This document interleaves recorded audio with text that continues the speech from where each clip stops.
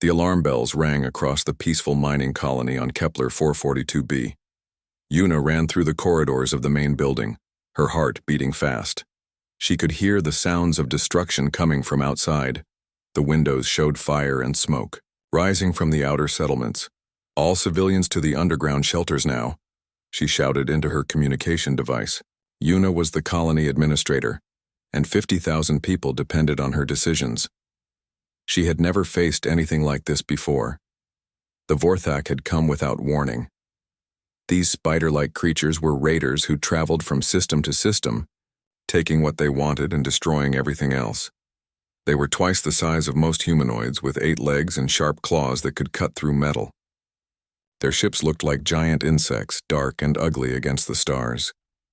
Yuna reached the emergency control room where her staff waited. They all looked scared. The colony had been peaceful for 20 years. They mined rare metals and sent them to other worlds. They had schools, parks, and quiet neighborhoods. Now everything was burning. "How long until everyone is in the shelters?" Yuna asked. 2 hours, replied Borum, the chief engineer. Her hands shook as she worked on the control panels. "The Vorthak are destroying the transport vehicles. People have to walk to the shelter entrances." Yuna looked at the screens showing different parts of the colony. The Vorthak moved through the streets like a plague. They smashed buildings just for fun. They seemed to enjoy causing fear and pain. This was not war as civilized species understood. This was pure destruction. "Send the distress signal," Yuna ordered. "Full emergency broadcast on all galactic frequencies." The message went out into space. "This is Kepler 442b Colony 7. We are under attack by Vorthak raiders. 50,000. Civilians need immediate evacuation. Any ships in the area, please respond. We have children, elderly, and wounded. Please help us." Thousands of light years away, the Terran Colonial Defense Fleet received the signal. Admiral Do-hyun stood on the bridge of his flagship, reading the message. He was a tall man with gray hair and serious eyes. He had served in the fleet for 30 years and had seen many battles. "How far are we from their position?" he asked. 6 days at maximum speed," replied Captain Minjae from the destroyer Soul's Fury. Minjae was younger than the Admiral, but he was known for his smart tactics and calm thinking. Admiral Do-hyun studied the star maps. The nearest Galactic Council ships were 2 weeks away. Other species in the area were either too weak to fight the Vorthak or too scared to try. The humans were the only ones close enough to help. "Signal the fleet," Do-hyun said. "We are changing course to Kepler 442b. All ships prepare for combat operations." On the bridge of Soul's Fury, Captain Minjae called his senior officers. Hyejin, his weapons officer, was checking the ship's guns and missiles. She was small, but fierce, and she knew every weapon system on the ship better than anyone else. Sunho, the navigator, was already planning the fastest route to the colony. "What do we know about the Vorthak?" Minjae asked. "They are raiders," Hyejin said, reading from her datapad. "They attack weak targets and take what they want. They have about 50 ships in a typical raiding group. Their weapons are basic but effective against civilian targets." Sunho looked up from his navigation charts. "Sir, something seems strange about this situation." "What do you mean?" Minjae asked. "According to the files, one Vorthak raiding group should not be able to threaten a full colony. The colonists have defensive systems and security forces. Why are they so helpless?" Minjae thought about this. Humans had been part of the galactic community for only 50 years. They were still learning about other species. But Sunho was right. Something did not make sense. Back on Kepler 442b, the situation grew worse. Yuna watched the security cameras as the last groups of civilians ran toward the shelter entrances.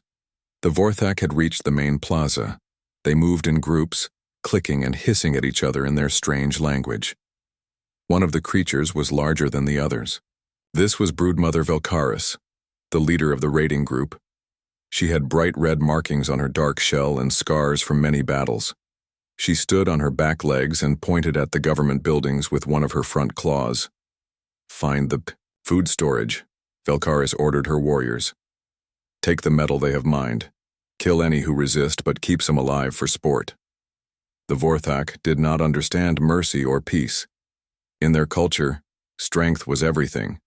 They had destroyed dozens of colonies across the galaxy. The other species feared them because they fought without rules or honor.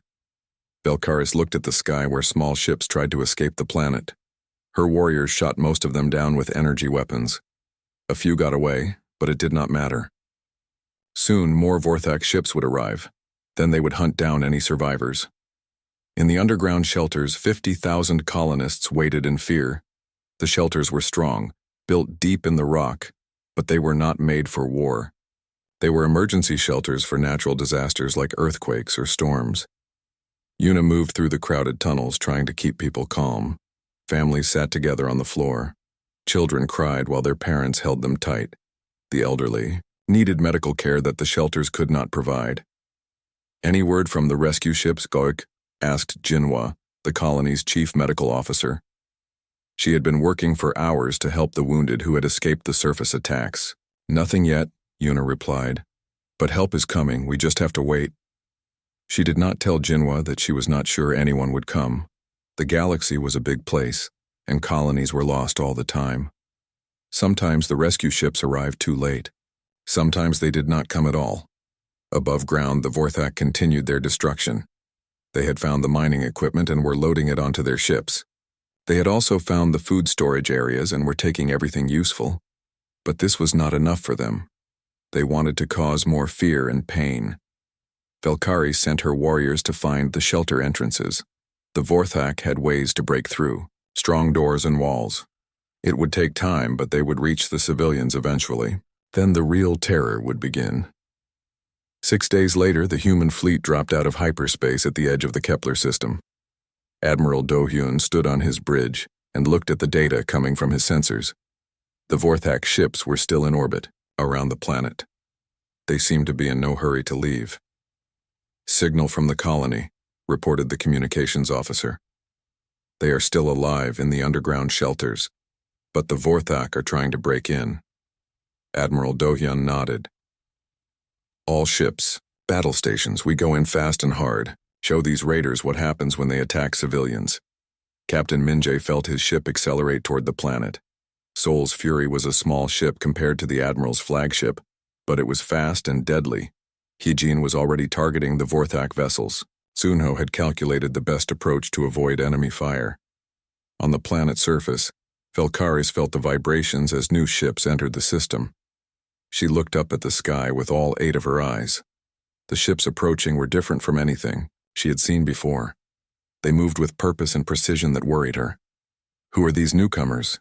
She asked her second in command. Unknown species, broodmother. Their ships are strange. They do not match any known designs. Belcaris clicked her claws together, thinking. Signal them. Tell them to leave or we will destroy them like we destroyed this colony. In the shelters below, Una received a message from the approaching fleet. The voice was calm and professional, speaking in perfect galactic standard language. This is Admiral Do-hyun of the Terran Colonial Defense Fleet. We received your distress call. Hold your position.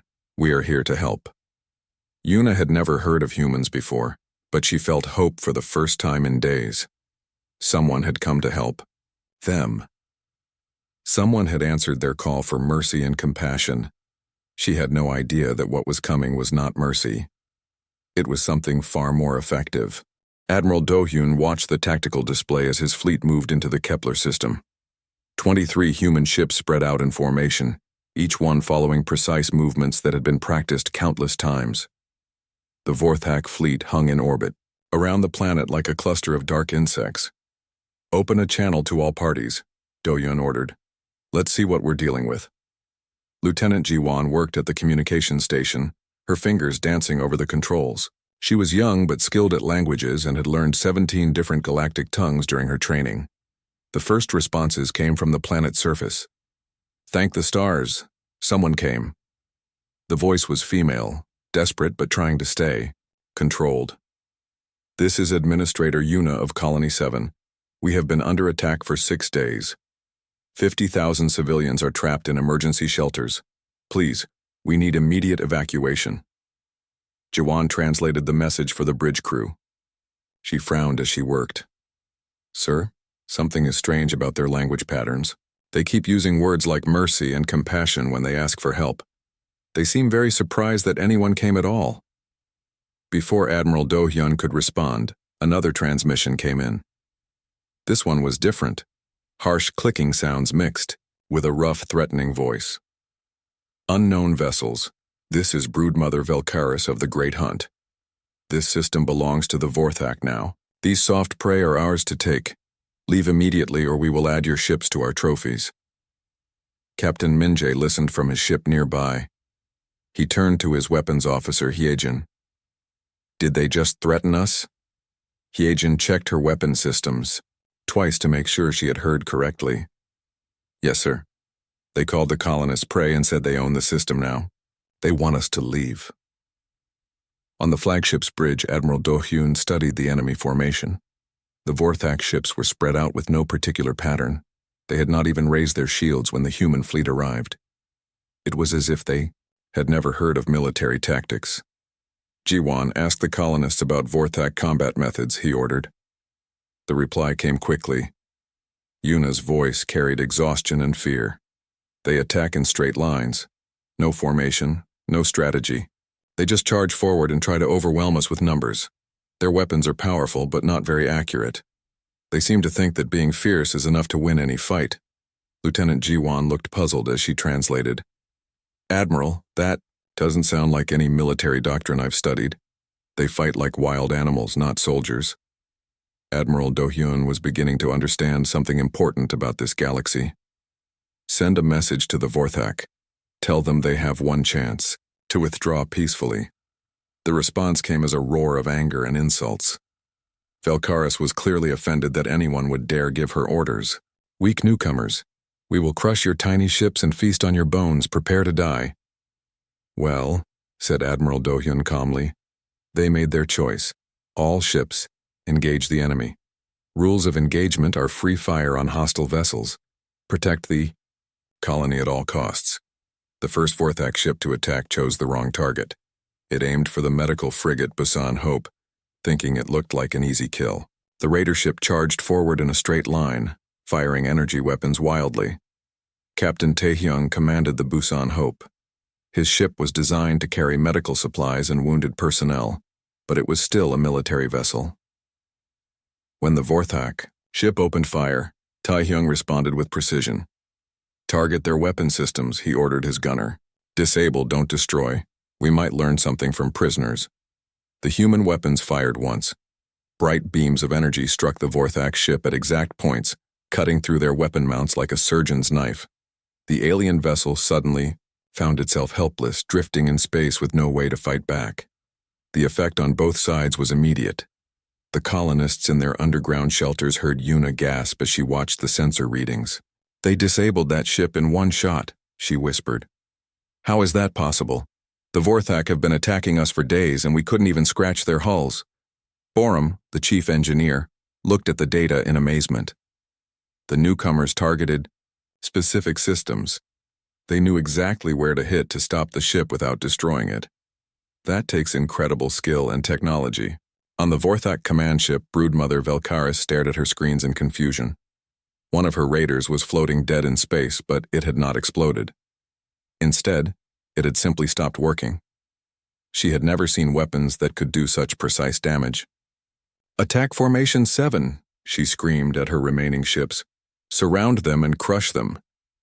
The Vorthak fleet charged forward in their traditional style. 49 ships moving in straight lines toward the human formation. They fired their weapons as soon as they came in range, filling space with wild energy blasts. The human response was nothing like what the Vorthak expected. The fleet split into smaller groups, each group moving in coordination with the others. Ships that had been in front suddenly appeared on the Vorthak flanks. Others accelerated to incredible speeds, then stopped and fired with perfect accuracy. Captain Minjae coordinated with 3 other destroyers in a maneuver they called wolf pack hunting. The 4 ships moved like they were parts of a single mind, covering each other and striking from multiple directions. Sunho, bring us around to bearing 270, Min-jae ordered. Hyejin, target their engine sections. Let's see how they maneuver without propulsion. Navigator Sunho plotted a course that would put Seoul's Fury behind the enemy formation while staying out of the firing lines of friendly ships. It was complex three-dimensional thinking that required years of training. Weapons. Officer Hyejin waited for the perfect moment when her targets lined up. Firing solution ready, sir. I can disable 4 ships with this salvo. Fire. The human weapon spoke with quiet efficiency. 4 Vorthak ships suddenly lost power to their engines and began drifting helplessly. They were alive but unable to fight or run away. In the underground shelters, the colonists listened to updates from Yuna with growing amazement. Jinhua, the medical officer, helped translate the technical terms for the civilians. The rescue ships have disabled 15 enemy vessels in 10 minutes, Jinhua announced. No human ships have been damaged. The Vorthak can't seem to hit them. A crowd gathered around Yuna's communication station. These people had lived in terror for 6 days, expecting death at any moment. Now they were watching their enemies being defeated by strangers who fought like nothing they had ever seen. Who are these humans? Asked Wanho, one of the technical specialists. They fight like they can predict where every enemy ship will be. Yuna was wondering the same thing. The humans moved their ships with a precision that seemed impossible. They worked together like a single organism, each part supporting the others. It was beautiful and terrifying at the same time. Above them, the space battle continued. But it was not really a battle anymore. It was more like a demonstration. The humans were showing the Vorthak how real soldiers fought. Commander Sunwoo led a group of light cruisers in a flanking maneuver that put them behind the main Vorthak formation. His ships appeared where the enemy had not expected them, firing into their rear armor where the Vorthak were most vulnerable. Target their command ship, Sunwoo ordered his tactical officer Naeon. Cut off their leadership and the rest will fall apart. Naeon studied the enemy formation. The Vorthak command ship was larger than the others and had more weapons, but it was also slower and less maneuverable. I have a clear shot, Commander. Shall I disable or destroy? Disable. We want prisoners to question. The human weapons found. Their mark with surgical precision. Velkaris felt her ship shudder as the control systems failed one by one. Communications, weapons, shields, engines, everything stopped working in sequence. Impossible, she hissed. No one fights like this. It's not natural. Her second-in-command tried to make sense of the tactical display, but the human ships moved in patterns that hurt his brain to watch. Broodmother. They attack from everywhere at once. They know where we will be before we know ourselves. Velkaris realized something that filled her with a cold fear she had never felt before. These humans did not fight like any species she knew. They fought like the ancient stories spoke of the Void Hunters, the legendary creatures that had supposedly existed before recorded history. The stories said the Void Hunters could think like their prey, predict their movements, and strike, with perfect timing. Most Vorthak believed these were just myths told to scare younglings. But watching her fleet being dismantled piece by piece, Velkaris began to think the stories might be true. On the human flagship, Admiral Do-hyun watched the tactical display with satisfaction. The enemy was broken. Half their ships were disabled and the rest were fleeing toward the edge of the system. Signal the colony, he ordered. Tell them the immediate threat is over. We're sending down rescue ships to begin evacuation. Lieutenant Jiwon opened the channel to the planet. Colony 7, this is the Terran fleet. The Vorthak forces have been neutralized. We are preparing to land medical teams and begin civilian evacuation. Yuna's response came back filled with emotion. How can we ever thank you? You saved us all. We thought no one would come. We thought we were forgotten. Admiral Do-hyun listened to the translation with a frown. There was something in the colonist's words that bothered him. Admiral Do-hyun stood in his command center, studying the holographic display of Kepler 442b. The Vorthak fleet was scattered, most ships disabled and drifting, but sensors showed that thousands of Vorthak warriors were still on the planet's surface, holding positions around the colony. Sir, reported Lieutenant Jiwon, the colonists say the Vorthak have found some of the shelter entrances. They're trying to break through the doors with cutting tools.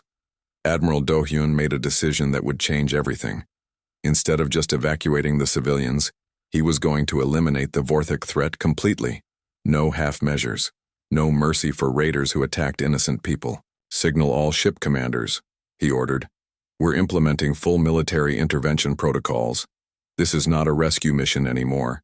This is a liberation. On the destroyer Seoul's Fury, Captain Min-jae received the new orders with grim satisfaction. He had seen the recordings of what the Vorthak had done to the colony. The destroyed homes, the burned schools, the terror of 50,000 civilians hiding underground. Hyejin, prepare orbital bombardment coordinates, he told his weapons officer. Target any Vorthak position that's not near civilian shelters. Sunho, I want precise navigation data for the landing zones. Master Sergeant Ki-hyun prepared his Marines in the ship's drop bay. These were soldiers who had trained on dozens of different worlds, fighting in every kind of environment. They wore powered armor that made them stronger and faster than any normal human. Listen up, Ki-hyun told his troops. The enemy down there thinks fighting means charging straight ahead and hoping for the best. They've never faced coordinated infantry tactics. We're going to show them how real soldiers operate. The first wave of drop pods launched from 6 different ships. 30 pods fell through the atmosphere like meteors, their heat shields glowing red as they cut through the air. The Vorthak on the ground looked up in confusion. They had never seen anything like this before. Sergeant Yunwoo was in the lead pod with his heavy weapons team. As soon as his pod hit the ground, the armored door exploded outward, and he rolled out with his squad in perfect formation. They immediately set up a defensive perimeter and began advancing on the nearest Vorthak position. The Vorthak had been expecting soft prey like the colonists. Instead, they faced armored humans who moved with deadly precision. The first group of raiders charged forward in their traditional style, roaring and waving their claws. Yunwoo's team opened fire with suppressive weapons. The Vorthak had never experienced this kind of coordinated firepower. Instead of wild shooting, the humans fired in controlled bursts that created overlapping fields of destruction. The charging raiders were cut down before they could get close. Advance, by squads, Ki-hyun ordered over the radio. Remember your training. These creatures don't understand tactics, so use that against them. The human Marines moved across the battlefield like a machine. One squad would advance while another provided covering fire. They used the terrain for protection and coordinated their movements with orbital support from the ships above. In the underground shelters, Yuna listened to the sounds of battle with amazement. The random explosions and screaming from the Vorthak had been replaced by steady rhythmic gunfire and the sound of human voices giving calm orders. They're not just fighting, observed Wonho, the technical specialist. They're controlling the entire battlefield. Listen to how organized they sound. Above ground, the Vorthak were learning what it meant to face a species that had evolved through constant warfare.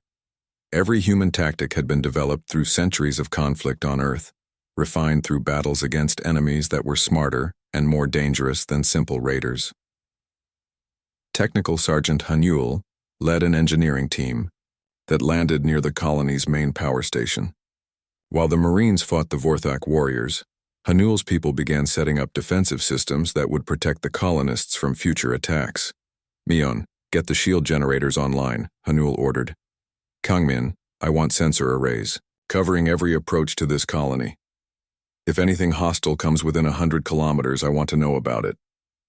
Engineer Mion worked with equipment that seemed like magic to the watching colonists. In just 2 hours, she had installed energy shields that could stop any weapon the Vorthak possessed. The same shields that would have taken other species months to build. Meanwhile, Kangmin set up a detection network that could track every moving object in the entire system. It was technology that most galactic species considered impossible, but for humans it was standard military equipment. The space battle above was equally one-sided. Commander Sunwoo had taken his cruiser squadron to hunt down the fleeing Vorthak ships. He found them trying to hide behind one of the system's moons. They think they're being clever, Sunwoo told his tactical officer Naeon. But they don't understand how our sensors work. Naeon smiled as she tracked the enemy ships through the moon's gravitational field. Human technology could detect metal signatures through solid rock. I have all 12 ships targeted, Commander. They have no idea we can see them. Fire when ready. The human weapons reached out across space with perfect accuracy. The Vorthak ships never knew what hit them. Their hulls were pierced by beams that struck exactly where their power systems were located. In seconds, 12 ships became floating debris. On the planet's surface, broodmother Velkaris found herself trapped in the ruins of a building she had been using as a command post. Her warriors were being systematically destroyed by enemies who fought like demons from the ancient stories. She watched through a broken window as a single human squad approached her position. There were only 8 of them, but they moved with coordination that terrified her. They communicated without words, each warrior knowing exactly what the others would do. "This is not possible," she hissed to her remaining guards. "No species fights like this. They think like a hive mind but act like individuals." One of her guards pointed at the approaching humans. "Broodmother, their armor makes them stronger than us. Their weapons are more accurate than ours. How can we fight enemies who are better than us in every way?" Velkaris had no answer. The Vorthak had conquered dozens of worlds by being fiercer and more violent than their enemies. But these humans were not just fierce. They were precise, organized, and absolutely ruthless in their efficiency.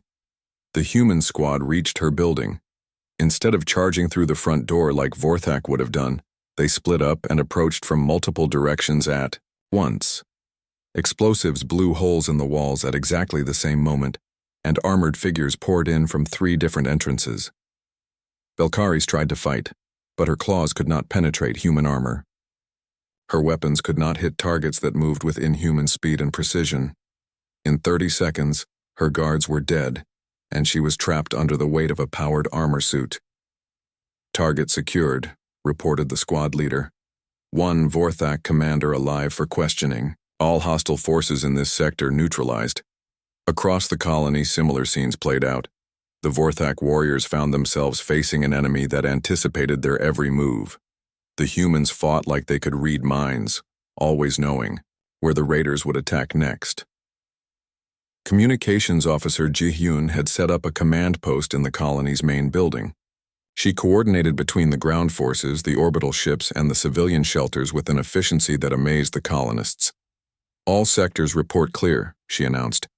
"Estimated time to complete pacification, 4 hours." Yuna emerged from the underground shelters with a group of other administrators. What she saw made her stop and stare. The humans had not just defeated the Vorthak. They had completely taken control of the entire situation. Human medics were already treating wounded colonists with equipment that was far more advanced than anything the colony possessed. Jinhua, the colony's medical officer, worked alongside a human medic named Shungmin. "Your medical technology is incredible," Jinhua said as she watched Shungmin heal injuries that should have taken weeks to recover from. "How did you develop such advanced treatments?"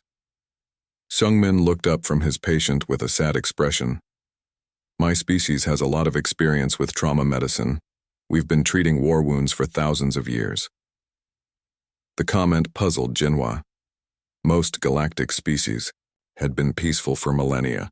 Only raiders like the Vorthak still practiced violence. "You mean your people still fight wars?" "Not anymore," Shungmin replied. "But we evolved on a world where everything was trying to kill us. We learned to be very good at putting people back together after they got hurt." As the day continued, more evidence of human capability appeared. Engineering teams led by Hanul and Mion had installed defensive systems that turned the colony into a fortress. Sensor networks monitored space for thousands of kilometers in every direction. The Vorthak threat was not just defeated. It was eliminated so completely that no trace remained except for the prisoners being held for questioning. Admiral Do-yun came down to the planet's surface to meet with the colonial administrators. Yuna and her staff gathered in the main hall to welcome their rescuers. "We cannot thank you enough," Yuna said formally. "You have saved 50,000 lives. We will remember this forever." Admiral Do-yun looked around at the rebuilt defenses and the organized relief efforts. 3 days after the first human ships arrived, Admiral Do-hyun received troubling news. Long-range sensors detected incoming Vorthak reinforcements from 3 different systems. Over 200 ships were converging on Kepler 442b, expecting to find their raiding fleet celebrating an easy victory. "They have no idea what happened here," reported Lieutenant Ji-won as she analyzed the enemy communications. "The reinforcement fleets are still sending messages to Valkyries, asking about the progress of the raid." Admiral Do-hyun studied the tactical projections. 200 ships was a massive force by galactic standards. Most species would consider such numbers impossible to defeat. But the Admiral had spent his career learning that impossible was just another word for difficult. "Signal the fleet," he ordered. "Implement siege protocols. We're not just going to defeat these raiders, we're going to make sure they never threaten anyone again." Colonel Jae-won took command of the ground operations while the fleet prepared for the space battle. His job was to coordinate between the orbital bombardment systems and the marine units on the planet's surface. "Captain Minjae," Jae-won called over the communication system. "I need precision fire support on grid reference 77 Alpha. We have a Vorthak stronghold that's too close to civilian areas for standard bombardment." Captain Minjae checked his targeting systems from the bridge of Soul's Fury. "Understood, Colonel.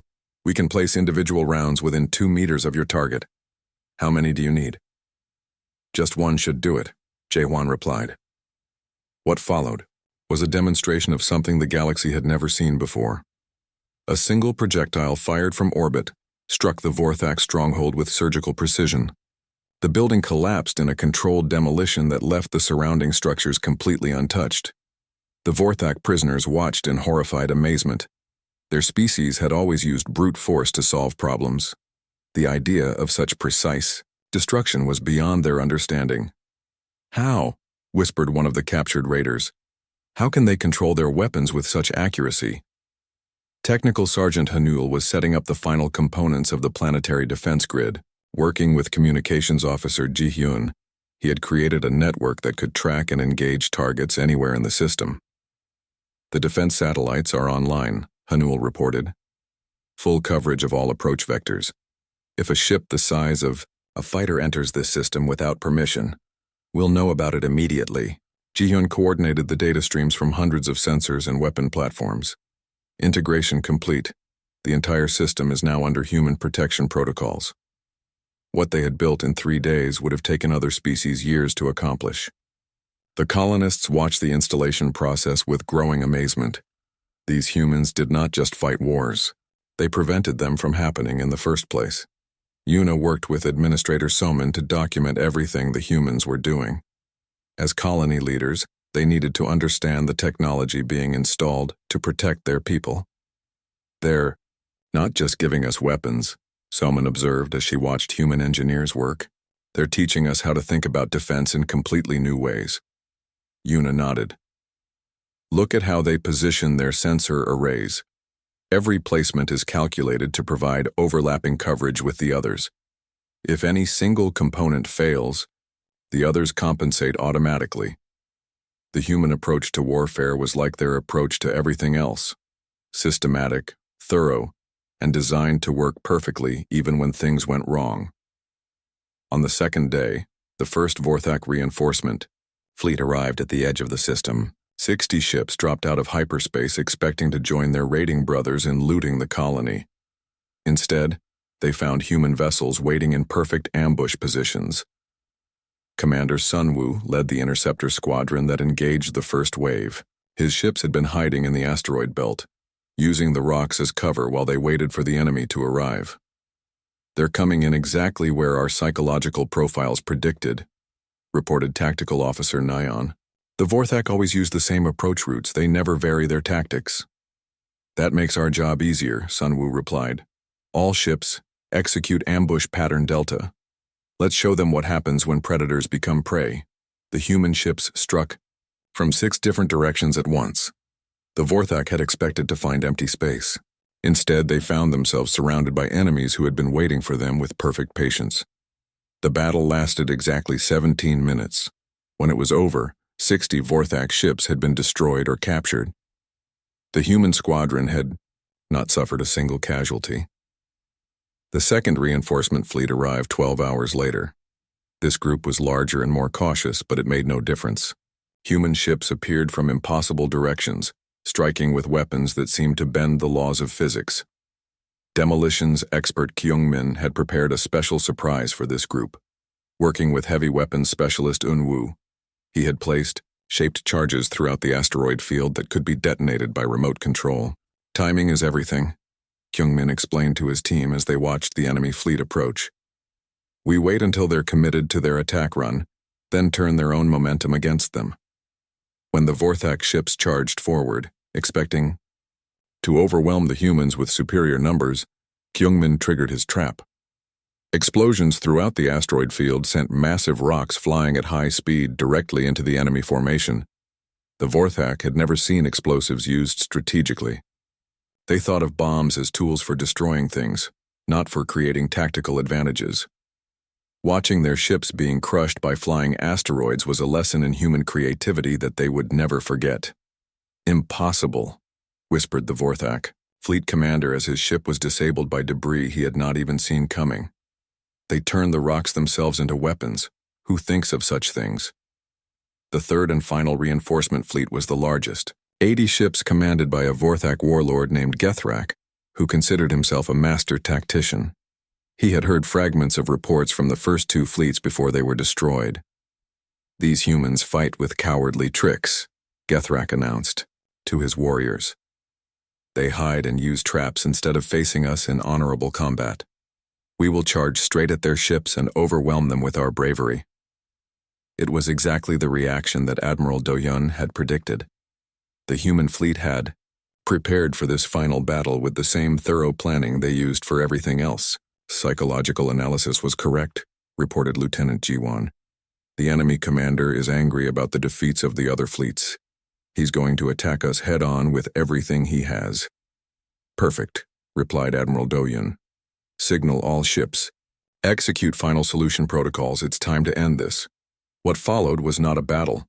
It was a demonstration of what happened when an advanced military force faced primitive raiders who relied on intimidation instead of skill. The Vorthak fleet charged forward in a massive formation, screaming battle cries and firing their weapons wildly. They expected the humans to either run away in fear or meet them in a head-to-head clash. Instead, the human fleet simply disappeared. Where did they go? Gethrak demanded as his sensors showed empty space where the enemy ships had been, moments before. The answer came from every direction at once. Human ships materialized around the Vorthak formation like ghosts becoming solid.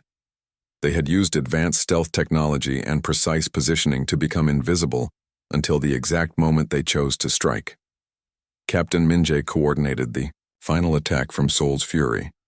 His ship and 5 others focused their fire on the enemy command vessel, while the rest of the fleet systematically disabled the Vorthak escorts. Fire solution locked, reported Weapons Officer Hyejin.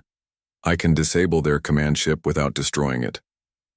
Do it, Min-jae ordered. We want survivors to spread the word about what happens to raiders in human space. The precision strikes left Gethrak's ship helpless, but intact. The Vorthak warlord found himself trapped on a vessel that could no longer move, fight, or even communicate with the rest of his fleet. Around him, the battle continued with mechanical efficiency. Human ships picked apart the Vorthak formation, like surgeons removing a tumor. Every shot was calculated, every movement was planned. Nothing was left to chance. In 43 minutes, 80 Vorthak ships were destroyed or disabled. The human fleet remained completely undamaged. On the planet's surface, the colonists watched the tactical displays with amazement. Yuna stood in the command center next to Admiral Do-hyun, trying to understand what she was seeing. Your ships move, like they're controlled by a single mind, she said. How do you coordinate so perfectly? Training. Admiral Do-hyun replied simply. Every human ship captain has studied the same tactics. We practice together until we can fight as one unit without even thinking about it. Engineer Borum, who had been working with the human technical teams, shook her head in wonder. In 3 days, you've destroyed over 200 enemy ships, built a defense network that covers our entire system, and turned our colony into a fortress. How is this possible? Technical Sergeant Hanuel looked up from his work installing the final sensor array. This is what my people do when civilians are threatened. We don't just chase away the threat. We eliminate it completely, so it can never come back. The battle was over, but the humans continued working. 3 weeks after the first human ships had arrived at Kepler 442b, the colony was transformed beyond recognition. Una stood on the observation deck of the new orbital defense station, looking down at her world with wonder. The colony that had once lived in constant fear of raiders now hosted the most advanced defensive systems in the galaxy. Energy shields protected every major settlement. Sensor arrays monitored space for hundreds of light years in every direction. Automated defense platforms could destroy any threat before it came within weapons range of the planet. Status report. Una requested from the station's command center. Engineer Kangman, who had been working with the human technical teams for weeks, smiled as he read the displays. All systems operating at peak efficiency. We've detected and identified 47 different ships in the past week. All were peaceful traders or exploration vessels. No threats detected. Working alongside Kangman was Engineer Mion, who had become an expert in human defensive technology. The energy consumption is actually lower than our old systems, she reported. Human engineering is incredibly efficient. Una nodded with satisfaction. The humans had not just saved her colony. They had given her people the tools to protect themselves forever. But that was only the beginning of the changes spreading across the galaxy.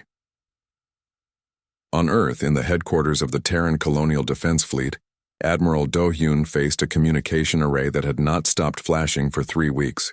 Every day brought new requests from species across the galaxy who had heard about what happened at Kepler 442b.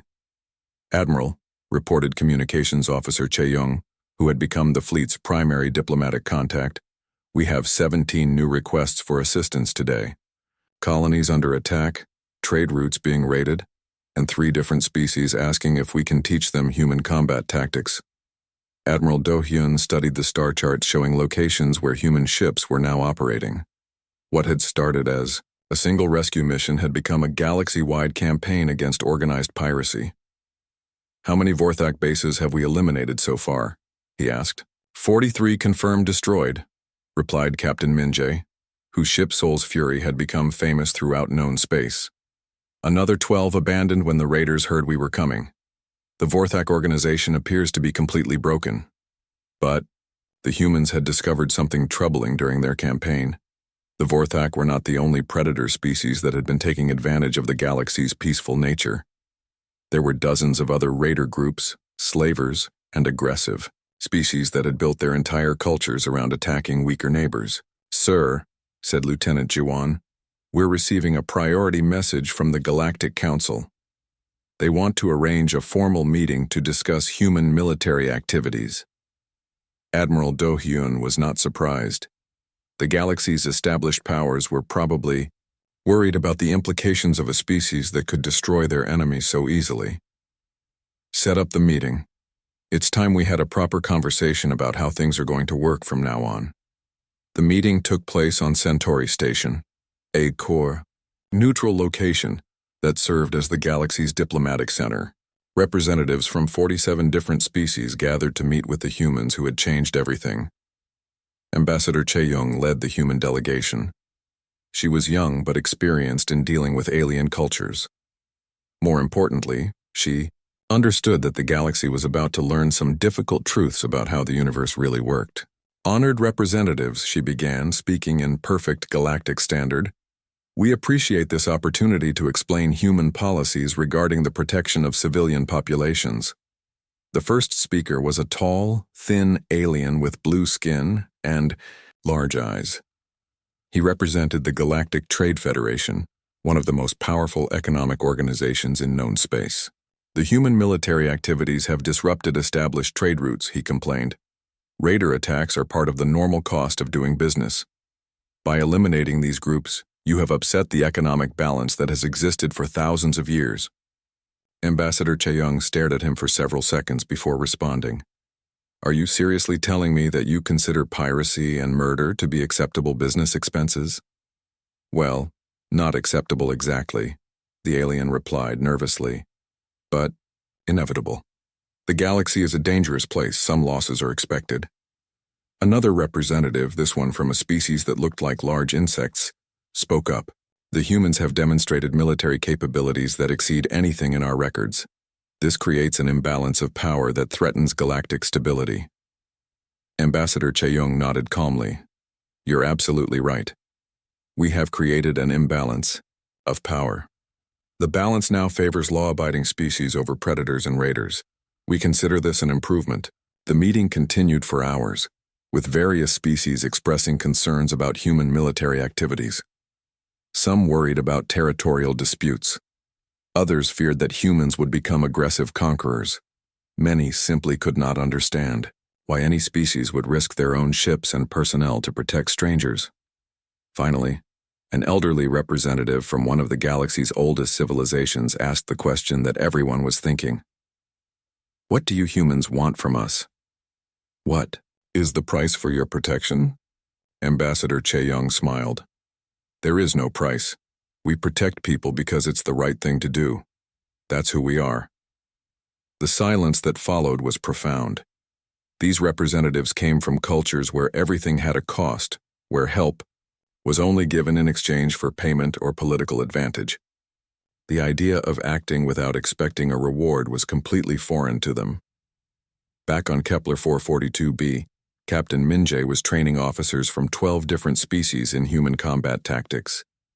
The training center had been built in the ruins of the old Vorthak stronghold, a symbolic reminder of what happened to those who preyed on the innocent. The key to human tactics, Minjae explained to his mixed species class, is not superior technology or stronger weapons. It's superior thinking. We study our enemies, predict their actions, and respond with coordinated precision. One of his students, a reptilian officer named Vekros, raised his hand. But human weapons are more advanced than anything we have seen. That's true, Minjae admitted. But the weapons are not what make us effective. Watch this simulation. The holographic display showed a human fleet engaging a superior enemy force using only weapons that were available to any galactic species. The humans still won decisively through better tactics, coordination, and strategic thinking. You see? Minjae continued. We don't win because we have better tools. We win because we use our tools better. Another student, a crystalline being, from the outer rim, asked a question that revealed the fundamental difference between humans and the rest of the galaxy. Why do you study warfare so intensively? Most species develop these skills only when they are forced to fight. Minjae considered how to explain Earth's history to beings who had never known real conflict. My species evolved on a world where everything was trying to kill us. Not just other intelligent beings, but the weather, the animals, the plants, even the geology. We learned to be warriors because we had to be warriors to survive. The revelation that humans were Deathworlders had spread throughout the galaxy, along with news of their military capabilities. Most species found the concept terrifying. The idea that an entire planet could be so dangerous that its inhabitants became natural-born soldiers was like something from a nightmare. But for colonies like Kepler 442b, it was the best news they had ever received. Una now worked closely with human administrators to coordinate the defense of dozens of star systems. Her colony had become the regional headquarters for human protection operations, and she had learned to think on a galactic scale.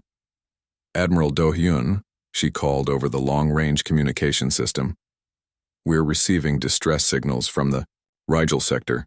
3 colonies are under attack by something called the Iron Claw Pirates. The response came back immediately. Fleet Group 7 is 2 days out from Rigel. Tell the colonies to hold on. Help is coming. Una smiled as she relayed the message. 3 weeks ago, those colonies would have been abandoned to their fate. Now they had the protection of the most effective military force the galaxy had ever seen. But perhaps the most important change was not in military capability. It was in attitude. Species across the galaxy were beginning to understand that they did not have to accept injustice as inevitable. Engineer Borum had been working with human scientists to develop new technologies that could be shared with peaceful species. Look at this, she said excitedly, showing her latest project to Medical Officer Jinhua. The humans taught us how to modify our mining equipment to create defensive weapons.